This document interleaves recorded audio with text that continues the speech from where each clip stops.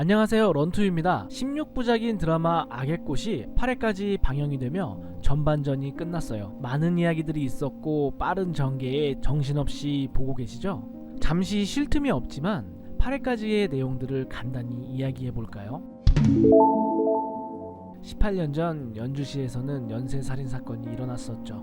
무려 7명의 피해자를 살해한 사건인데요. 당시에는 크게 이슈가 되지 않았던 연쇄살인사건. 마지막 희생자를 살해하고 유력한 용의자였던 도민석이 자살을 하며 살인사건은 미궁 속으로 빠져들었죠. 금속공예가였던 살인자 도민석에게는 딸과 아들이 있었죠.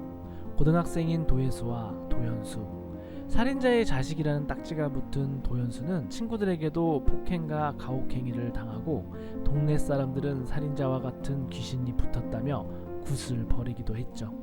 도연수는 이장을 살해하고 증거를 보란듯이 남기고 연주시에서 자취를 감추며 살인 용의자의 신분으로 수배를 받게 되는데요. 18년이라는 시간이 흘러 용케 잡히지 않고 행복하게 지내는 도연수. 그를 사랑하고 아끼는 부인 차지원과 아빠 껌딱지인 딸 백은하. 살인 용의자인 도연수는 경찰인 차지원과 결혼을 했고 딸의 이름은 도은하가 아닌 백은하. 이게 어찌 된 걸까요?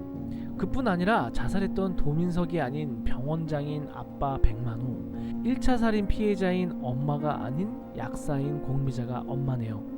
이상한 점을 파헤쳐보니 이런 이야기가 있었네요. 도피 중인 도연수는 어느 중식집에서 일하게 되었고 함께 일하던 친구의 배신으로 칼에 맞고 도망을 갔죠. 산을 내려오다 지나던 차에 치이고 의식을 잃게 되죠. 도연수를 차로 친 건 백희성이에요. 바로 백희성으로 지금의 도연수가 신분 세탁하고 살아가죠. 의식불명의 상태에서 백희성이 일어나야 도연수가 어째서 자신으로 살아가는지 알 수 있을 것 같아요. 지금은 도연수가 백희성으로 행복하게 살아가고 있다. 이게 팩트죠. 그런데 더 지독한 인연을 만나게 되는데요. 차지원의 소개를 받고 공방을 우연히 찾은 김무진을 말이죠. 어릴 적 도연수의 폭행을 주도했고 도예수를 좋아하던 김무진이에요. 그는 이장살인 사건의 용의자로 수배 중인 도연수를 단번에 알아보죠. 도연수는 자신의 과거가 들킬 것 같은 생각에 김무진을 감금하고 그가 연주시 살인사건을 캐고 다니는 것까지 알게 되죠. 김무진을 어떻게 할지 고민하던 중 살인사건이 일어나고 18년 전 살인자 도민석의 모방범죄로 방향을 잡아가게 되는데 도연수를 배신했던 친구가 또다시 모방범죄로 살해를 당하고 경찰은 도민석을 조사하기 시작하며 연주시 살인사건을 기사화했던 김무진을 찾아다니게 돼요. 차지원이 선두에 서서 김무진을 추적해요. 상황을 알아버린 도연수는 김무진의 약점을 잡고 그를 풀어주죠. 경찰은 도연수와 김무진이 동창이라는 사실을 알고 김무진에게 협조를 요청하는 가운데 도연수의 사진을 가지고 있다는 제보자가 나타나게 되죠. 경찰보다 먼저 차지원보다 먼저 사진을 입수해야 하는 도연수. 김무진의 도움으로 연주시의 제보자를 만나러 가는데 그들보다 먼저 도착해서 이미 사진을 입수한 사람이 있었어요. 그는 박경춘이라는 택시기사인데 도연수의 친구를 도민석처럼 죽이고 도연수의 얼굴을 확인하기 위해 이곳에 온 거죠. 와이프 정미숙을 죽인 도민석과 공범이라 생각하는 도연수를 찾아내 정미숙의 시체라도 찾고 싶은 마음에 범행을 저질렀어요.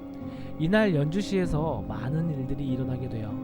제보자를 만나러 간 김무진은 박경춘에게 머리를 맞고 병원에 가고 치료를 받다가 우연히 정미숙 사건의 목격자에 대해 알게 되죠. 도연수는 박경춘이 자신을 왜 찾는지 이유도 모르고 납치를 당해버려요. 제일 늦게 온 차지원은 도연수를 목격하고 추격하고 난투를 벌인 현장에서 자신이 선물한 남편의 시계를 보게 되고 또 남편의 핸드폰도 보게 되는데요. 그리고 납치를 당한 사람이 남편이라는 사실에 놀라며 추적하게 돼요. 박경춘은 정미숙과 함께 가지고 있던 세상에 단 2개뿐인 물고기 열쇠고리를 도연수가 가지고 있다는 사실만으로 이렇게까지 했던 것인데요. 차지원과 경찰의 추적으로 도연수를 죽이지 못하고 미수로 그치게 돼요. 도연수와 박경춘은 병원으로 후송되어 치료를 받아요. 아빠인 백만우의 병원에서 오랜 시간 치료를 받은 두 사람. 박경춘은 감각 이상으로 나아지길 기다리고 도연수는 4주 만에 깨어나요. 백만우와 공미자는 이런 도연수를 너무 불안해하죠.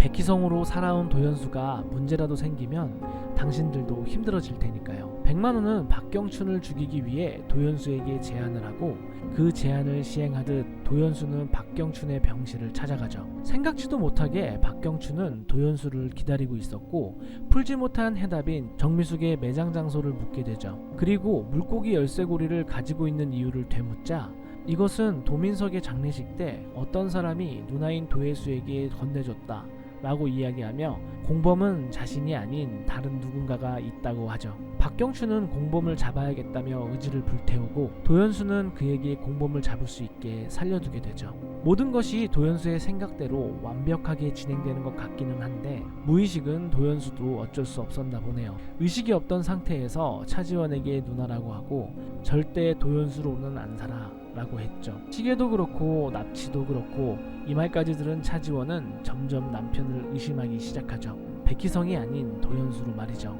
한편 김무진은 정미숙 사건의 목격자인 장영희를 졸졸 따라다니며 진술을 해달라고 조르고 또 조르죠. 그러던 중 새로운 사실을 알게 돼요. 공범이 있었다는 사실을 말이죠. 그놈 말고 장영희가 용기를 내서 진술을 하기로 하고 김무진을 찾아가죠. 자동응답 테이프 안에는 공범의 목소리가 담겨 있었고 나대잖아. 뭣도 아닌 게 주제도 모르고. 김무진은 테이프 안의 목소리를 공중파로 전달하며 사건을 파헤치죠.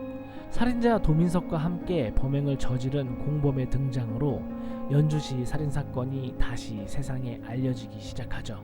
유력한 용의자인 도연수는 김무진에게 누나의 행방을 요청하고 이미 자신이 이장 살인사건의 범인이라 자백하러 나타난 도혜수를 도연수와 함께 만나는 김무진이에요. 그들이 모여 도민석 사건을 정리하며 공범을 추적하기 시작해요. 도연수의 시계에 추적장치를 넣어둔 차지원이 먼저 공범을 찾게 될지 아니면 김무진과 도혜수의 도움을 받는 도연수가 먼저 찾을지 점점 흥미로운 전개를 예상해보는 악의꽃이에요. 8화까지 전반전의 내용을 간단히 정리해봤는데 괜찮았나요? 앞으로 남은 내용들도 기대가 되지 않나요? 깨어난 백희성으로 인해 도연수와 백희성에 관한 숨겨진 이야기와 백만호와 직업소개소에서는 무슨 일이 있었는지 그리고 살인사건의 전체적인 수사와 어떤 추리가 나올지 기대돼요. 제가 준비한 영상은 여기까지입니다. 영상이 재미있으셨다면 구독과 좋아요 부탁드립니다. 감사합니다. 지금까지 런투유였습니다.